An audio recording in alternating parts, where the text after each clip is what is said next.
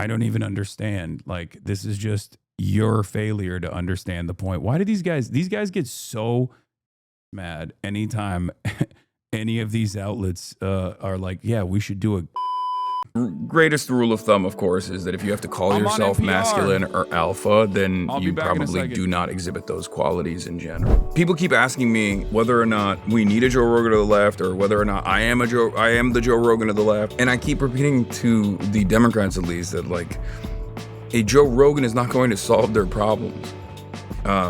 They need to change their policies. I think recently you said on Twitter or something like that, that you realized that you hadn't taken a weekend off from streaming in like, what, 18 months or a year and a half or something like that? 18 months, no, since 2018. 2018, that's what it was, since 2018. I had not taken 3 continuous days off. Right, you can't do that at 60. That's what you think. Sure. All right, y'all, if you are a regular listener to this show, then you know that for the past couple of years, I have been very interested in the state of masculinity. We've talked about the rise of bro podcasting, the male loneliness crisis, male body image, and there is one man that I think embodies all of these conversations, Hasan Piker. Oh, damn, the grays came immediately right as soon as I got up. That's crazy. Yeah, I went on, it's been a minute. I went to the NPR studio. I went to the NPR studio in Los Angeles. We were supposed to do this in New York in person, but unfortunately we couldn't do it in New York in person because like I was, filming some other stuff. I think she wasn't there at the time that I was there. In any case, we did it. It's been a minute. It's a 42-minute conversation. It was pretty good. I hope it's like I love doing these sorts of podcasts because it's like great to show your family members or whatever, you know what I mean? It's like when I go on, I don't know, like a bro podcast, right? That's good for all the bros. You can show your bro friends. When I go on NPR, you can show your older liberal moms and stuff like that. But yeah, we did this. Is this the guy Hasan who very much... So this is the famous Hasan who LARPs as a leftist but is really a Nazi at this point, much less tame than I heard. Yeah, I mean, you should question why you think I'm a Nazi when my output and things that you hear from my mouth are exactly the diametrical opposite of Nazi beliefs. This should be a moment where you go, you know what? Maybe he's not this person that some random dipshit on the internet has presented him as. That's why so many people who come in here and have this kind of attitude just kind of let it, they just say that and then that's it. They never explain it. They never have a follow-up to why they think this way. Beyond here, I unbanned this person because I want to hear what he has to say. So this is the famous Hasan who loves the leftist, but is really a Nazi at this point, much less tame than I've heard. I suspect that if you were to dig deep and try to figure out what my worldview is, you'd find yourself agreeing with a lot more than you disagree with. There's a comment that you read once that lives in my head. Why does mainstream media keep interacting with this guy? It's like they just don't care or we're wrong about him. I know.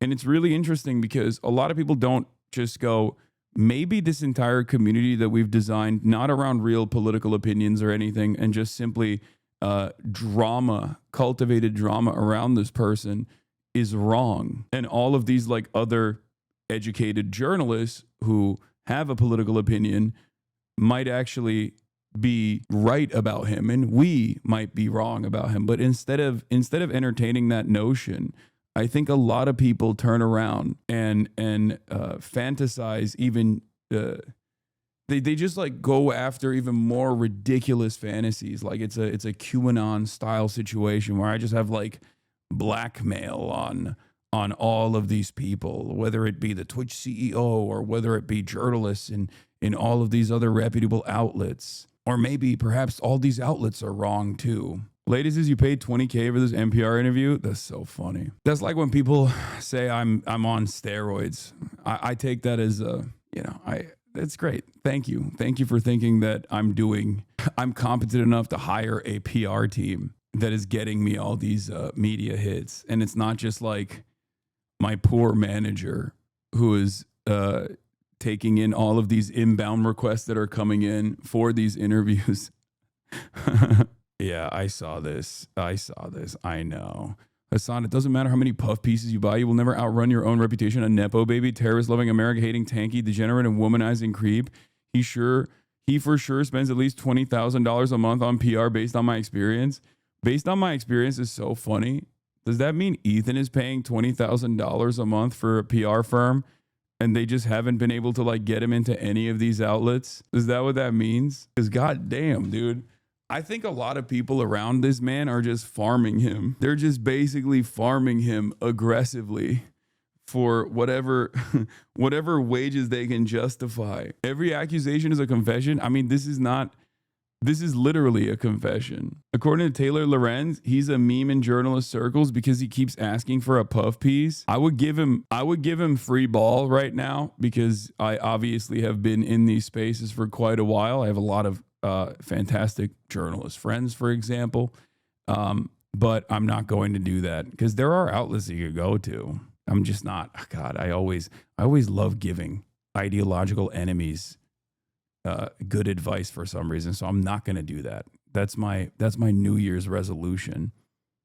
Using America hating as a position that should be reconsidered tells you everything you need to know. I know this is like Steven Crowder shit. Okay. A Nepo baby, like Nepo baby is not even something that I hide. You know, I am a nepotism recipient. Shouts out to Uncle Jank. But terrorist loving, America hating, tanky, degenerate, and womanizing creep. It's like, dude, you sound like you're writing for Breitbart. None of this is new. Like this is what I've heard my entire career as a political commentator. It's just, I've never heard it from someone who still tries to cling on to the notion that they are a liberal. Also, womanizing creep is so funny. You hate America. Yeah. Doesn't he still say he's progressive? I don't keep up with him. I just only see shit every now and then whenever he just like has a moment, has a Hasbara moment on the Hasbara Hate Hasan podcast. That's what the H3 stands for now. Hasbara Hate Hasan. I think these guys just don't understand how this stuff works. Like, they can't contend with the reality that there's like a ton of journalists that are in this community, like with regular frequency. You know what I mean? They don't understand that there is a ideological diversity represented even in mainstream institutions. And some of them are like, oh yeah, I want to interview this person. Like, that's it. The Piker Broadcasting Service is, of course, funded by you, the viewers. For you, the viewers. This one is funny too. I don't even know what the critique is here. This is incredible. Hasan at various points refers to himself as a progressive social democrat, NPR for Zoomers. He says that his privilege allows him to do emotional labor of being more patient with people who have regressive or bigoted attitudes. I mean, it's literally true. And I don't say I'm a social democrat. I say my starting point was social democracy. I don't even understand. Like, this is just your failure to understand the point. Why do these guys get so ass mad anytime any of these outlets are like, yeah, we should do they think they can just like harass NPR and NPR journalists into submission. It doesn't work that way. Okay. These aren't like squishy liberal influencer types that are going to get really scared when they see like a ton of brigaded comment sections. These are journalists who already eat that every day. Like, they're hardened reporters who have already experienced an endless amount of hatred from the right. So when they see stuff like this, they know exactly what it is. You know, these are people whose ops are the president, and you're over here being like, this guy's bad. How dare you interview this person? It's like, okay, dude, good luck. Yeah, Richie Torres is back on his bullshit. I know. We'll talk about that. Regarding PR, are you paying Hoscord and Hostwit $20K combined a month, or is it $20K each? I would like to know how much, so I should be requesting. Yeah. Bill me. Hasan, you got so old. That's what happens. You know, time passes, seasons change, and last year I was 33, and this year I'm 34. I think it's just a part of human nature. I don't know. I don't mean to freak you out, chatter, but you're also getting older every single day, as a matter of fact. You just got to, father time is undefeated. You just got to make sure that you try and get comfortable in your own skin and age as gracefully as you can. Oh, yeah. This guy that was being interviewed, I think he knows a thing or two. Yeah. He's been around the block a couple times.